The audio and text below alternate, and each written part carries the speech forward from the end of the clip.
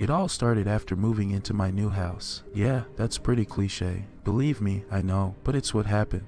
I never experienced anything supernatural before, and though interested, I never really expected anything to happen to me. I was able to rent the house for pretty cheap.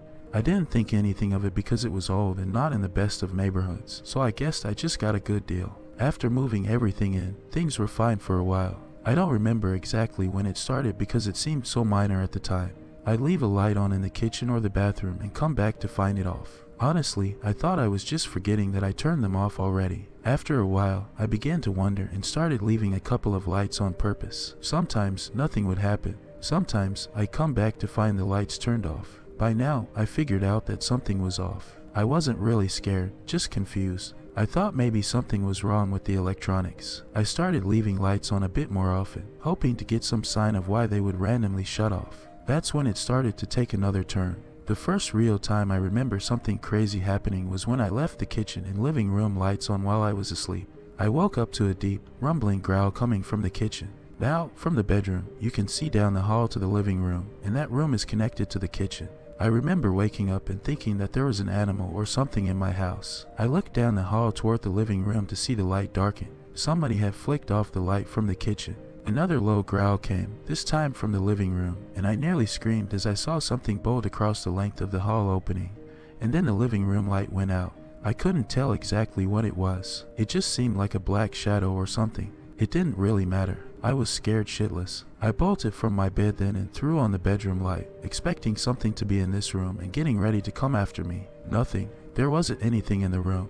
I let out a low breath and then slowly moved down the hall into the living room. Once I got to the end, I practically ran to throw on the light switch there. Again, nothing. Kitchen next, and once again, nothing. I was starting to think I dreamed all of it before I went to turn off the kitchen light and stopped. Now I was a grown man, but here I was terrified to turn off that switch. And I'll admit it, I slept with all the lights on that night. That was a mistake. When I woke up the next morning, all the lights were off once again. I went to push myself out of bed and winced as my body felt sore. I pulled the sheets off to see long red marks running down my legs and arms. It looked like something scratched me in the night. That terrified the hell out of me, but not nearly so much as what I saw around the house. Every light I left on was smashed. Every light bulb that was on last night was broken. Every lamp knocked over and smashed in. My breath caught in my throat as I looked around. Something was messed up as hell here, and something tried to do something to me. I called in for work that day and immediately went to replace all the lights. I didn't know what to do then.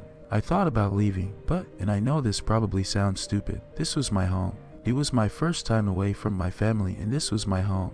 I couldn't give it up, so I stayed. Even as it got worse, even though I was beginning to become terrified of the dark, I couldn't really sleep with the light on me at night in the bedroom.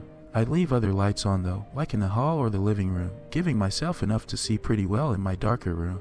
And almost every night, I'd wake up in the middle of the night to hear something growling and prowling around the living room, and then the lights would shut off. I didn't want to go look. I was terrified at the thought of being in the same room with whatever was in there, so I curled up in bed and prayed it never came in. One night, after this went on for a while, I had it. I bought a gun and turned on every light in the house. Then I sat down in the middle of the living room with my gun in my lap and a baseball bat sitting next to me. I waited. There was nothing at first for a long time. At around 2 in the morning, I began to hear it. Oddly, it was behind me. I turned and peeked toward the hall to my bedroom and could hear that familiar growl. I swallowed and held my gun in one hand and the bat in the other and slowly began to step around to get a better view of my bedroom from the living room.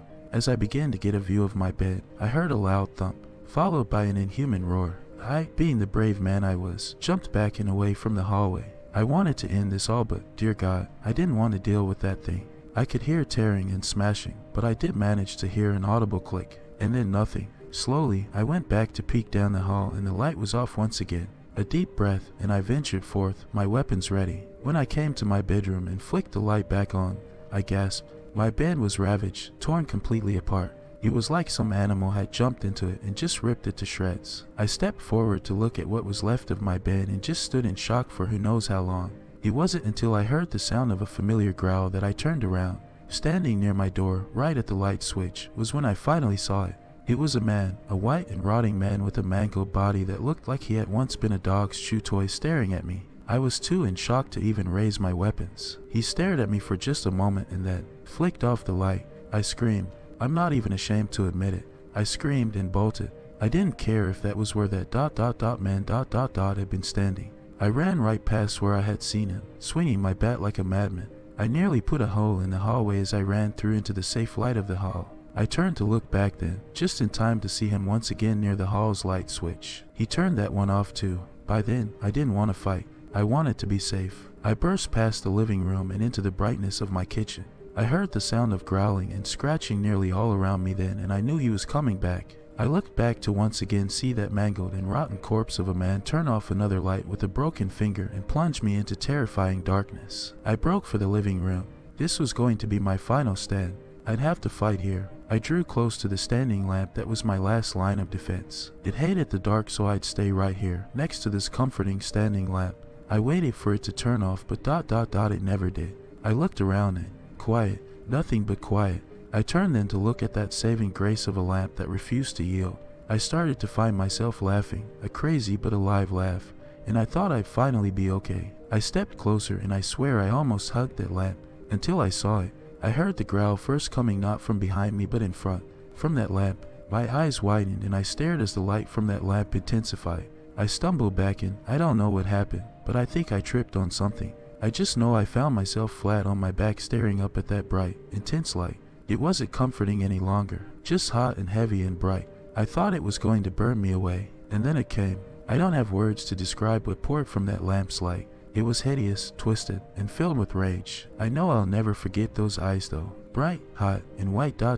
two glowing circles of pure malice. It hated me. It hated everything about me. And not just me. It hated all of us. Every human being. But it was stuck here, and it would lash out at what it could. I don't know how I knew this, but I just knew. It lunged for me, and I prepared myself for a painful death. Click. The light went out.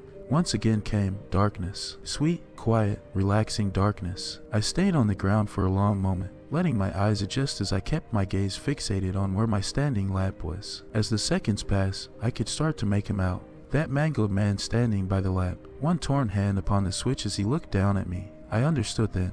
I understood what it all meant. Everything that happened. The man pulled his hand away from it and then pointed a mangled finger toward it before, very clearly, shaking his head from side to side. All I could find myself doing was nodding. He wasn't the one trying to harm me. All this time, all those instances, he was trying to protect me. That creature could only come in the light, and this mangled man had been trying to keep me safe. He didn't want someone else to repeat his mistakes. I moved out the very next day and never looked back. Whatever it was confined to that house, and so far, nothing has come at me from another light source. However, that thing will always stick with me in my mind. Every night, in my new apartment, I made a habit of wandering around the house, making sure every light is off, every curtain is closed, and made sure to plunge myself in quiet, comforting, and safe pitch darkness.